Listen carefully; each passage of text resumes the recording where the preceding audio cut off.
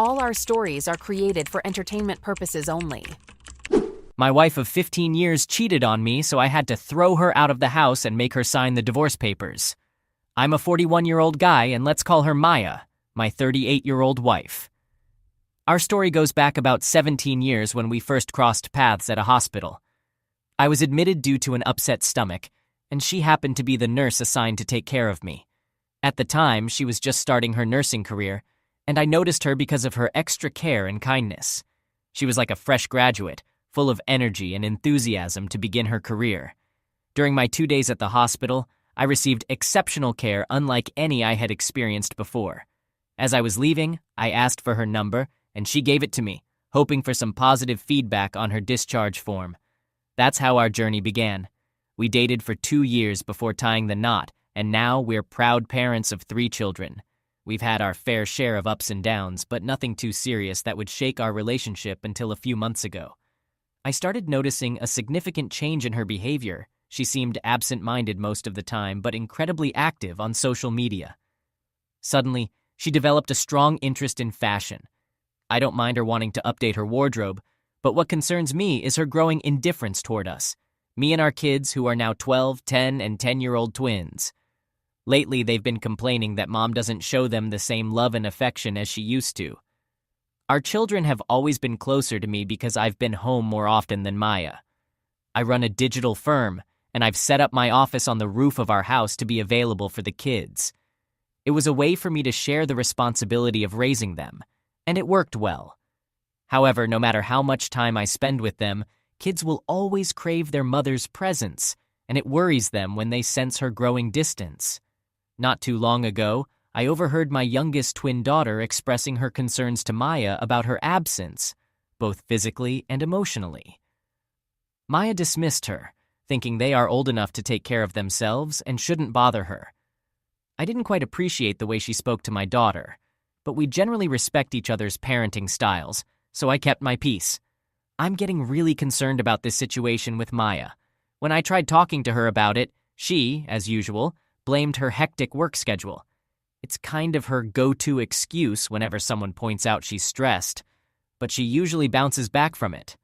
However, this time it's been months, and she's not opening up about what's bothering her. I understand her job can be stressful, but she's been in this profession for 17 years, and I've known her since the early days.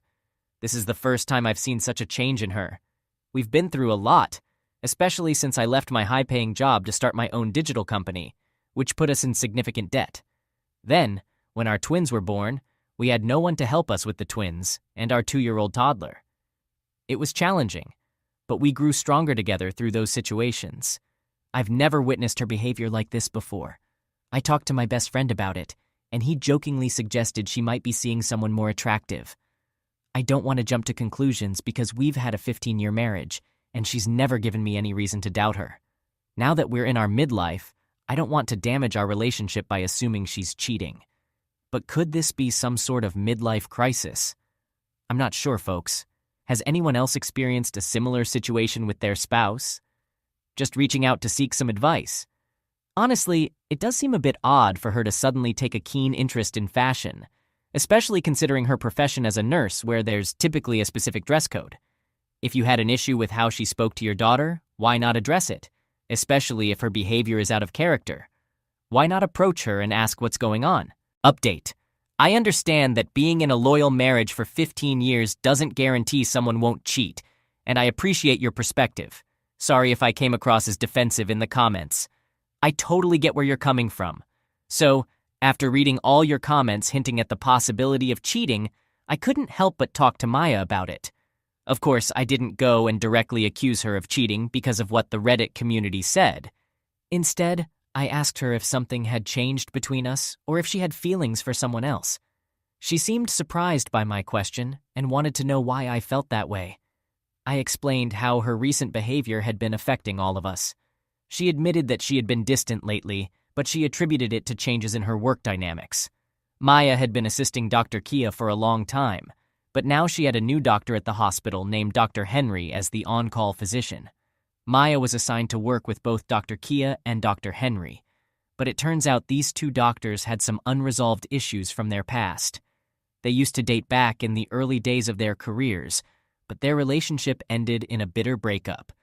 Now, they can't stand each other. Maya finds herself caught in the middle, and it's taking a toll on her because they both pile up work on her, hoping to overload the other with tasks. The way Maya explained her problem seemed entirely valid to me. I suggested she talk to the hospital management about it, but she felt hesitant, saying she couldn't complain based on speculation alone. She assured me she'd handle it her way and needed some time to figure out a solution. After that conversation, I noticed a significant improvement in Maya's life. She started returning to her normal routine, coming home on time, being present for the kids, and spending quality time with me. I asked her if she had resolved her issues with Kia and Henry, and she admitted that she hadn't, but had chosen to ignore work problems at home. I mentioned that ignoring them might not be the best solution and could lead to a blow-up later, but she insisted she would talk to them. I decided to let her handle the situation at her own pace. Gradually, I observed that she was happier than before. She told me things were improving with Kia, and her workload was gradually easing. I was delighted to see her less stressed, and even going out for nights with Kia to bond outside of work. I didn't mind her taking a break and spending time with friends. Her job is demanding and she deserves some relaxation. I thought our problem was resolved after that discussion, but in the past week I've noticed her returning to her previous behavior. I asked if things had worsened, and she confirmed that her issues with Kia had regressed to where they started. When I inquired if it had anything to do with Henry, she became angry, suggesting I was prying too much into her business. She insisted that her relationship with her coworkers was just a typical work bond and not a lifelong friendship. I suggested that she might consider switching jobs, since she has 17 years of substantial experience and could easily secure a higher-ranking, better-paying position at top hospitals. However, she expressed reluctance, citing her years of dedication to the current hospital and her reputation there. She wasn't keen on changing jobs at this stage in her career. Ultimately, it's her decision, and I don't want to interfere with her career choices. Thanks for listening to my concerns, though. Regarding your observation about her getting angry when I ask about work, it does make me wonder if there's something she's keeping from me. It's a bit concerning, but I'm trying to give her space to handle it in her own way. Update. The last time I shared an update, I thought that would be the end of it. But as it turns out, there's more to this story. The past 3 to 4 months have been a roller coaster. Some days Maya has been loving and caring, while on others, she behaves like a total stranger. My kids have almost given up on her, and they say that Mom's behavior is just unpredictable. Whenever I tried to offer some help or advice, she would retort with, "You're self-employed. You don't have to answer to anyone. You won't understand what it's like to report to a boss." I did consider suggesting that she take a break from work for a few months, but I know how passionate she is about her profession, so I decided to back off. I came to accept that her stress was likely tied to her work problems, and there was probably little I could do to change that. About a week ago, she dropped a bombshell. She told me she was going to Denver for a training program, along with other nurses and doctors. It was a 2-day trip, and this was the first time her hospital was sending nurses for cross-training. Maya was one of the lucky ones selected for this upskilling opportunity. I was genuinely happy for her, thinking this would be a refreshing change from her monotonous routine. I assured her that I would take care of the kids, allowing her to fully focus on her work. She seemed genuinely excited about the trip. On the day of her supposed work trip, I offered to drop her off at the airport, but she declined, mentioning that the hospital had arranged a bus for all the attendees. She also said she wouldn't be able to answer calls or texts during the trip, so I should refrain from disturbing her. I understood and let her be on her way. The day she was due to return, she told me she'd be home by 7 p.m., but it was already 10, and her phone was switched off. I assumed her phone's battery had died during the trip, so I decided to go to the hospital to pick her up. I inquired with the receptionist if Maya had returned from her training, only to find that the receptionist had no information about any training. She promised to check with Maya's department and asked me to wait. As I waited, the receptionist attended to a few other inquiries. Eventually, she called me over and informed me that, according to Dr. Kia, who was in charge of Maya, she had been on leave for the past 2 days. I was taken aback and asked her to double-check, but she insisted this was the information she received. I then asked if I could meet with Dr. Kia, but the receptionist told me the doctor was busy and it would take some time for her to become available. I decided to wait a while but eventually left the hospital without meeting Dr. Kia. Later, around midnight, Maya sent a text saying her flight had been delayed and that she had just landed. She arrived home late that night. Strangely, I chose not to confront her about my hospital visit. Instead, I simply asked her how her training had gone, and she replied with, "Good and tiring. Update." So, after my last update, I received quite a bit of criticism for not confronting my wife immediately when I suspected something was amiss. Look, folks, not everyone is always in the mood for a confrontation. Sometimes it takes time to gather the courage. Anyway, about a week after that incident, I received a friend request on social media from none other than Dr. Keon. This couldn't be just a coincidence, could it? Naturally, I accepted the request. She mentioned that she was busy the other day when I wanted to meet her, and I played it cool, saying no problem at all. But I had a feeling there was more to this. Keon explained that she had been trying to contact me earlier but couldn't find me with just my first name. However, on that particular day, I had provided my full name to the receptionist, which is pretty common. I asked her why she had been trying to reach me.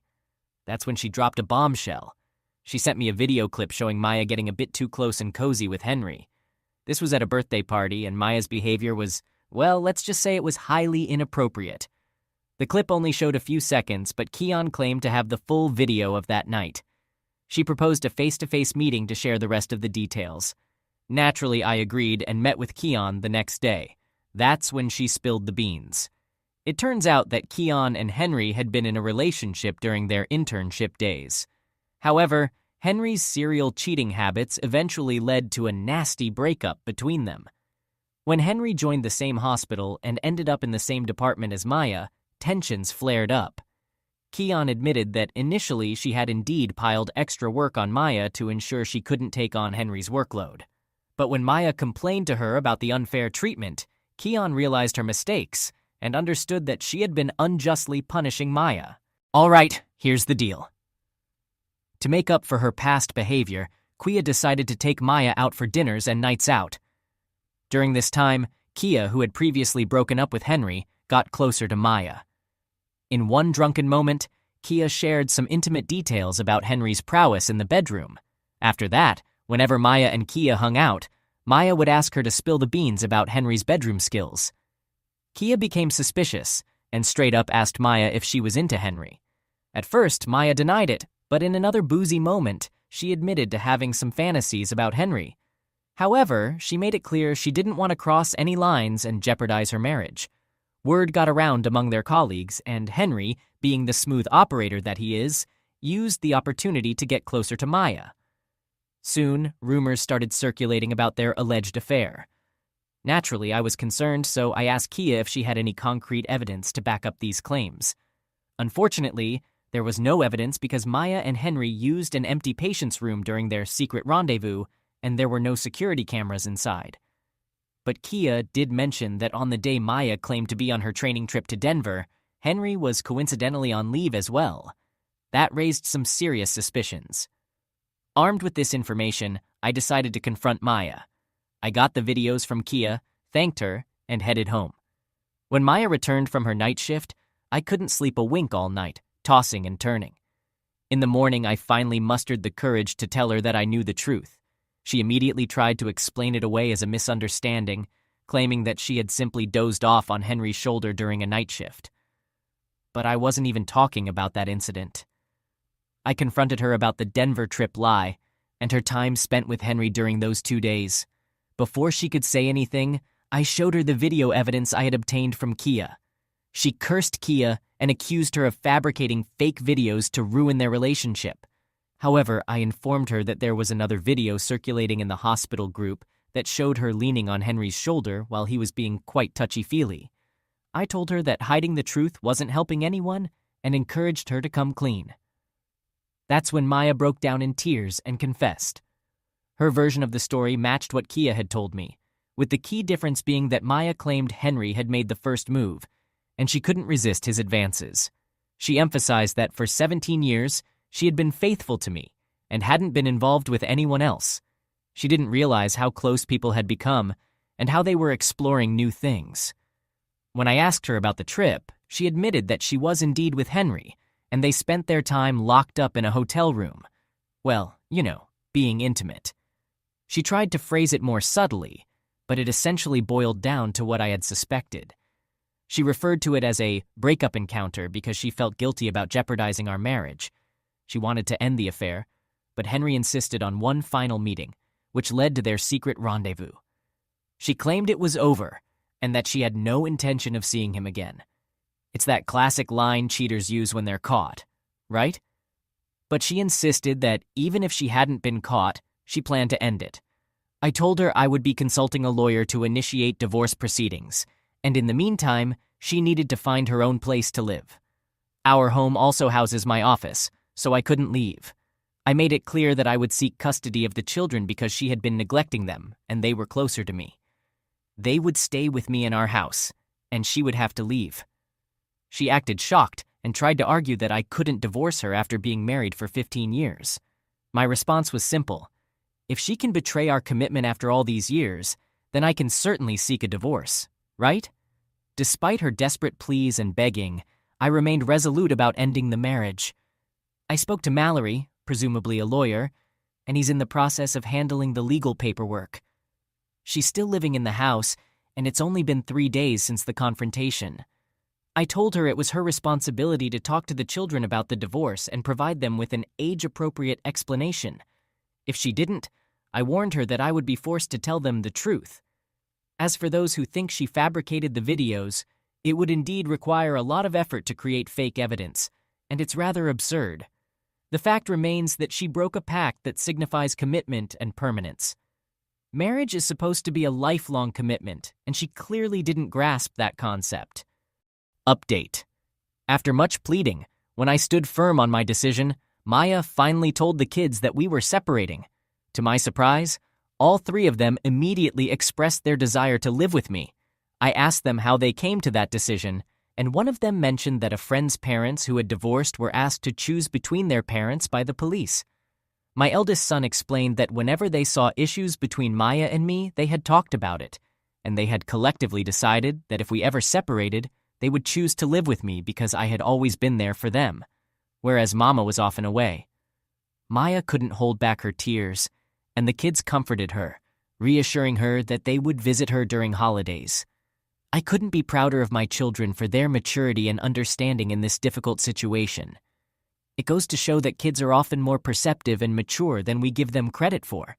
As I mentioned earlier, I asked Maya to leave our house. She can keep the money from our joint account, and I won't be contributing any more to it. There's enough money in there for her to buy a house, and she's already earning, so she can support herself just fine. As for custody, the kids have already made up their minds to live with me and visit Mom occasionally. I'm fine with that arrangement unless she tries to manipulate them. If she does, I'll have to restrict her contact with them until they're adults. When she was served with the divorce papers, she made a last-ditch effort by asking the children to convince me not to go through with it. I asked them why they had suddenly changed their stance, as they seemed fine with the divorce when they first heard about it. My daughter confessed that Mom had asked them to request that I reconsider. I called Maya and warned her not to involve our children in her attempts to avoid the divorce, or she wouldn't be allowed to see them. She hadn't signed the divorce papers yet and was pleading with me for one last chance. She didn't ask for any alimony, but she wanted to stay married. I threatened to share her videos with both sets of parents, and that's when she finally signed the papers and set me free. It's not easy for me to move on after being together for 17 years, but I have to accept that she's no longer a part of my life. I'm doing my best to focus on my work and the well-being of my children. Surprisingly, the kids have handled this situation quite well. Maybe they were mentally prepared for it long before Maya's behavior started to change, and that's a relief for all of us.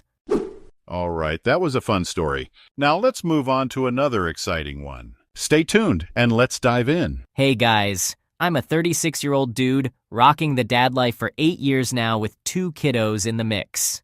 Also, I'm the only son to my dad who's been on a pretty rough health journey. So here's the deal. My old man has been battling kidney issues for a long while, but things took a nosedive in the past 2-3 years, and now he's on dialysis twice a week. He used to handle it like a champ, but lately he's been feeling weaker and has asked me to tag along. I've stepped into this routine where I'm his dialysis buddy. No way I can leave him to face this alone. We're locked into this schedule where every Saturday, thankfully my day off, and Wednesday, we head to his sessions. For the midweek hustle, I've managed to swing an early leave from work. I clock back in at night to catch up on what I missed. Been at this job for a solid decade, so they understand the drill. It's a juggle, but hey, that's life, right? Thought I'd share my story here and maybe hear from others in the same boat. How do you all manage your family responsibilities and work life? My boss has always regarded me as a dedicated and loyal employee, so granting this special request wasn't a big deal for him.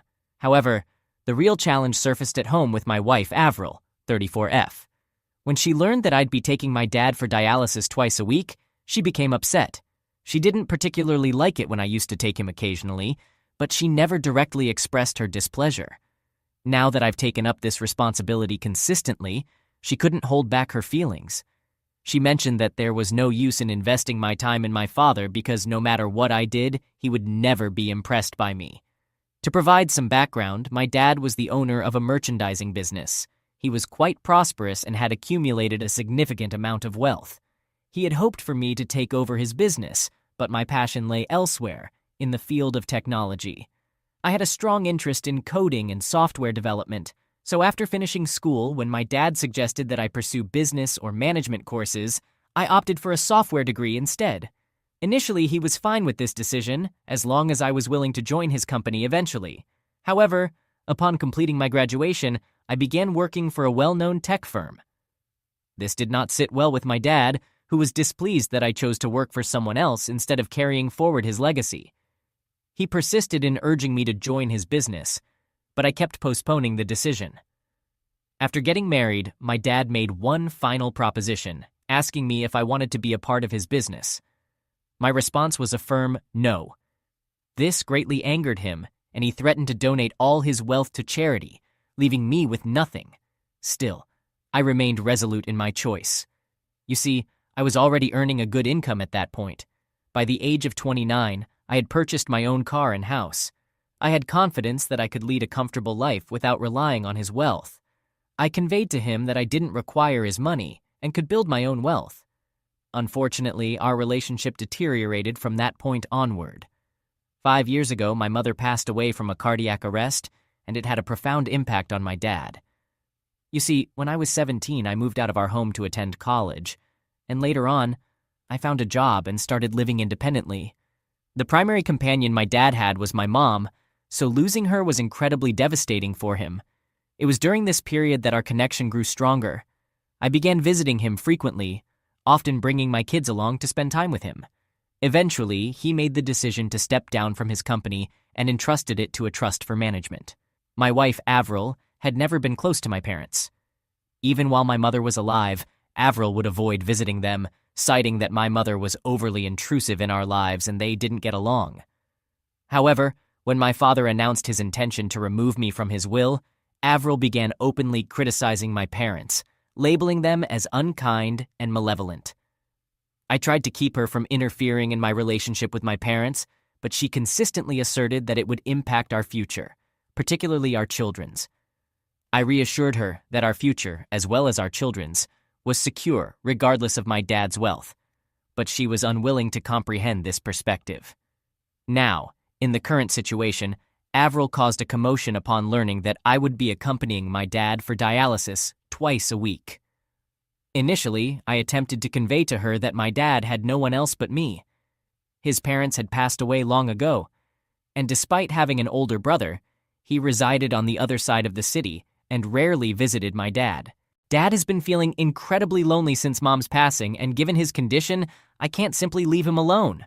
Unfortunately, my wife refuses to comprehend this. Lately, she's been making my life quite challenging. Every Saturday, she comes up with various plans, whether it's hosting a house party, conducting an extensive cleaning session, taking the kids out, or even something as trivial as grocery shopping. I've tried explaining to her that she's free to plan anything she likes on Sundays because Saturdays are reserved for taking Dad to his dialysis sessions. However, she continues making plans, only to later criticize me for being late or missing out. I have to rush to pick up my dad, transport him to the dialysis center, wait for the procedure to finish, and then drop him off before returning home to her snide remarks and tantrums. The issue isn't limited to just Saturdays. She behaves the same way on Wednesday evenings. I had committed to my boss that I would make up for the remaining work either late in the evening or during the night after returning from dialysis. Yet she consistently finds a way to create problems. Almost every Wednesday evening she goes out, whether it's to see her family, reconnect with old friends, or attend some random gathering, leaving me solely responsible for the children. I end up juggling my job, preparing meals for the kids, feeding the youngest one, and trying to complete my pending tasks at work simultaneously. This all happens after a tiring day at work and at the dialysis center. I know this is becoming quite lengthy, but it truly reflects the difficult situation I'm in. Many times, my dad has suggested that I let him go to the center with the nurse because he sees me always in a rush and feeling stressed, constantly checking my watch. Even when I drop him off at home, I don't take a moment's pause. I immediately hurry back. I even ask him to be ready and waiting outside when I come to pick him up. Dad has a full-time nurse and a caregiver to look after him, but I still feel guilty for not spending quality time with him. The drive from his place to the center takes about 30 minutes. In the past, I used to enjoy conversing with him during that drive, reminiscing about our childhood memories. However, with Avril's increasing demands, my primary concern now is racing back home. Most of the time, I find myself speeding in traffic, taking shortcuts, and overtaking other vehicles just to shorten the travel time. This drive is the only time I have to connect with Dad, and I don't want to spoil it or put an end to it by asking him to go with the nurse. As a son, I have certain responsibilities, too. I'm simply finding it increasingly difficult to tolerate this woman. Update. It's deteriorating day by day. My wife is making every effort to discourage me from looking after my father. Her argument is that it's a lost cause. Dad has already removed me from his will and donated his wealth to charity, so there's no point in wasting time and energy on him. I struggle to comprehend her perspective. Do we do everything in life purely for financial gain or loss? What about individuals whose parents have little to no wealth or are in poverty? Should their children abandon them simply because they have nothing material to offer? After enduring her outbursts for several months, I eventually pointed out that she wouldn't inherit anything substantial from her own parents, so why did she keep visiting them regularly? She became extremely upset at this and retorted, "My parents did a lot more for me than your greedy father. They supported me in every way. They're nothing like your father who disowned you for not joining his business. My father would never do that to me, so don't you dare compare my parents to yours." This type of argument has become a regular occurrence in my home, especially on Wednesdays and Saturdays after I return from dialysis. What's different now is that these conflicts are escalating and turning more hostile. In the past, she used to argue with me alone, but it's no longer the case. Now, I find her yelling and screaming at me in front of our children. What's worse is that I've overheard her speaking negatively about my dad in front of the kids and trying to turn them against both me and my dad. I couldn't stand by and let this happen, so I stepped in, which inevitably led to another heated argument between us. Avril's confrontations have become a regular occurrence in my life. On the days when she doesn't argue, it almost feels strange, as if something is missing, and she tends to become even more aggressive the following day. I've almost given up on her. Instead of shouting back or engaging with her, I've chosen to ignore her, treating her as if she doesn't exist in my world. What other option do I have? I can't abandon my father just to please her. I don't care if he's removed me from his will. That decision was a result of my own choices. I declined to join his business, which forced him to hand over his hard-earned company to a trust, a truly heartbreaking move for him. That business was like a child to my dad, and he had to entrust it to someone else.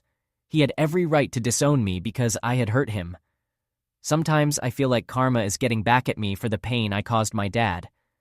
Meanwhile, my father's condition is deteriorating. He can barely walk on his own and requires assistance even to get into the car. I used to rush him outside to save time, but now I don't mind being a little late. I go inside to assist him in getting to the car and then carefully help him settle into his bed until he's comfortable. He's experiencing shortness of breath, so I make sure to accommodate his pace during our walk. When driving, I'm cautious not to exceed the speed limit to prevent any strain on his heart. I don't mind arriving home late because hurrying back hasn't been beneficial. If I have to deal with my difficult wife anyway, why not prioritize keeping my dad content? My relaxed approach has aggravated the situation. Just yesterday, Avril confronted me, demanding that I make a choice between her and my dad. I attempted to explain that my dad's time with us is limited given his condition, and it doesn't seem like he'll be with us much longer. She responded with a harsh remark, suggesting I should carefully consider whether to be with someone who will be around forever or someone who will pass away soon. It was an incredibly insensitive comment. I told her, "You know what? I'd rather choose my dad than pick you, considering how unkind and self-centered you are towards a dying man." She packed her bags and left. I didn't stop her. She needed time to cool off, and I needed some space from her. In her absence, I'm managing the household, taking care of the kids, looking after my dad, and handling my work. Surprisingly, I feel relieved and much more at ease. Her absence is genuinely comforting to me. The day before yesterday, she sent me divorce papers. I was somewhat expecting it, but I didn't think it would come so soon. I was surprised, but deep down I felt happy and relieved. I didn't call her. Instead, I just signed the papers and sent them back. Surprisingly, she didn't request custody of the children. That was the only part I was concerned about, but she clearly didn't want them. When she received the papers, she called me and yelled at me for signing them without talking to her and trying to persuade her. Funny, right? Her mom grabbed the phone and insisted I should have acted like a man and attempted to reconcile with my wife instead of just signing the papers. It was quite amusing. Why would I do that? She wanted a divorce and I complied. I thought it was best for me, as I got rid of her without a fuss. I even pointed out that she had abandoned her children and didn't want them. She said I could have all my assets, including my 2 children. She didn't want any of it. Her mother mentioned that Avril was still very young and didn't want the responsibility of children. I said that was fine by me. I'm glad to have my kids with me. It's definitely a relief for me, but I'm worried about my children. They miss their mom, especially the younger one when I'm at the office. It's challenging for me to handle all the responsibilities alone, but I hope I'll be able to manage this situation. Update. So I moved to Dad's house with my children, and I must say it was a fantastic decision. Thanks to everyone for the wonderful suggestion. It really worked out. Living with Dad has been great for all of us. Dad enjoys the company of my children, and they have their grandpa to play with. We hired a full-time caregiver who takes care of my children under my dad's supervision, which is a fantastic arrangement, right? It's such a joyful sight to see Dad playing and laughing with my children, and they are having a great time with their grandpa. Avril probably didn't expect this. She wanted to make my life difficult by divorcing me, thinking I wouldn't be able to handle all the responsibilities, taking care of the children, my dad, the house, and work. But as you can see, everything is perfectly in place. I'm definitely having the last laugh. The divorce turned out to be the best thing ever. Update. It's heartbreaking news. My dad passed away peacefully in his sleep last week. He went to bed content and happy after spending time with my children, and he never woke up again. The doctor confirmed that he had a peaceful passing. The doctor, his nurse, and even his caregiver mentioned that Dad was genuinely happy after I moved in with him, and this actually extended his life by several months. He was on the brink of giving up before I came. Losing your only parent is always very sad, but I take solace in the fact that he enjoyed his last few months. My children are also grieving his loss, but they've learned valuable lessons from Grandpa. They talk about how he taught them to accept reality and keep moving forward because life doesn't stop for anyone. I'm incredibly proud to hear these things from them. They are my source of strength during this difficult time. However, there's another surprising development after Dad's passing. Dad's lawyer contacted me, asking me to visit his office to discuss Dad's will. I told him it wasn't necessary because Dad had already informed me that he had left his entire wealth to the trust, and I was fine with that. I even inquired about whether I needed to vacate Dad's house, suspecting it might also have been given to the charity trust. The lawyer chuckled and insisted that I should come over to his office. When I arrived there, I saw that the trust members were already present. The lawyer had summoned them too. As the lawyer began reading the will, tears welled up in my eyes. Surprisingly, Dad had named me as his heir. Everything he owned, his business, his house, his wealth, was designated for me. I asked the lawyer if this change had been made recently, thinking it might have happened after I started taking care of him. The lawyer smiled and assured me that I had always been his heir, and the will had never been altered. I couldn't stop crying, realizing that my dad had never abandoned me.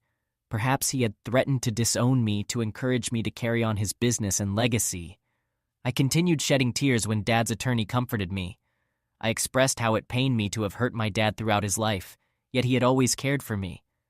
The lawyer shared that Dad was actually very proud of my decision not to give up on my passion despite his pressure and my willingness to forego our generational wealth to pursue it.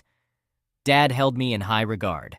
The lawyer also informed me that I held the authority over the business, and if I wished, I could reclaim the company from the trust and manage it myself. I'm contemplating doing just that. I followed my heart and did what I wanted with Dad's indirect support. Now it's my turn to repay him.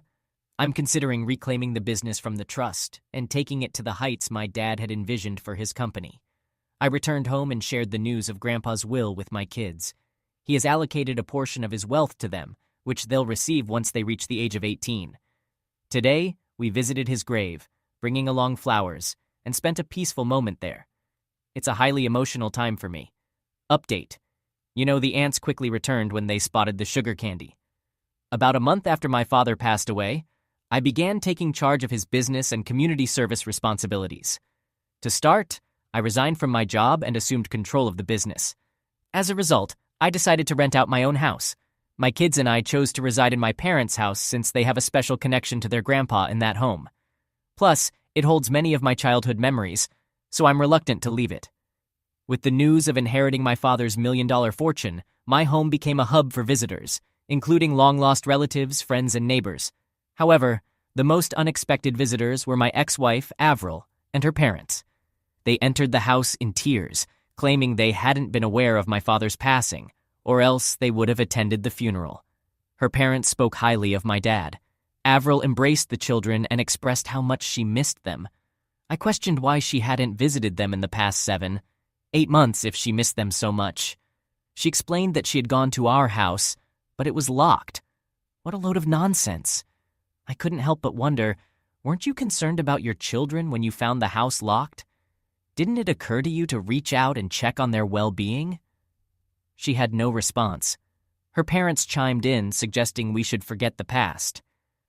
Now that my father was no longer with us, the children would be alone in the house while I was at work. They argued that the kids needed a mother, so it was best for us to reconcile. I openly laughed at their suggestion. The children needed her the most when she left them with me. They've since adjusted to her absence, and I have no desire to bring her back into our lives.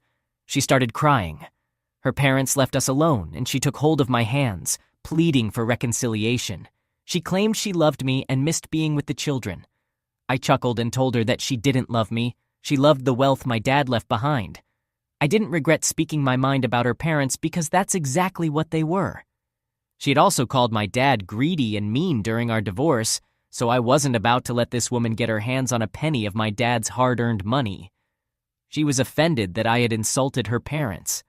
She stated that up until now, her pleas were driven by her love for me, but now she would assert her rightful claim.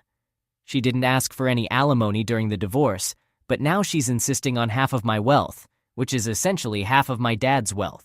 I made it clear that I won't give her a single penny, even if it means taking legal action. She insulted me and walked away. I consulted with my lawyer regarding this situation. He mentioned that her chances of success were slim since the divorce was finalized a year before I inherited the wealth. Additionally, our children are living with me, making it unlikely for her to claim anything. However, my lawyer also advised me to be cautious when allowing her to spend time with the children. He warned that she might try to manipulate them and seek custody, potentially using them to demand financial support. I'm extremely grateful for his guidance, and I intend to supervise their interactions. These days, I'm dedicating a lot of time to the kids to help them cope with the loss, ensuring they don't solely rely on their mother for emotional support. I've taken over my dad's company, which provides me with greater flexibility to manage both my personal life and well-being. I'm even planning a vacation for the kids in the Bahamas. They truly deserve this extravagant getaway. It's not about overspending my dad's wealth. I could afford it even before. The difference now is that I have the time to make such plans, as I no longer need to juggle work and taking care of my dad. As for Avril, She hasn't contacted me since her last visit. I assume she's busy seeking legal counsel to pursue a lawsuit against me.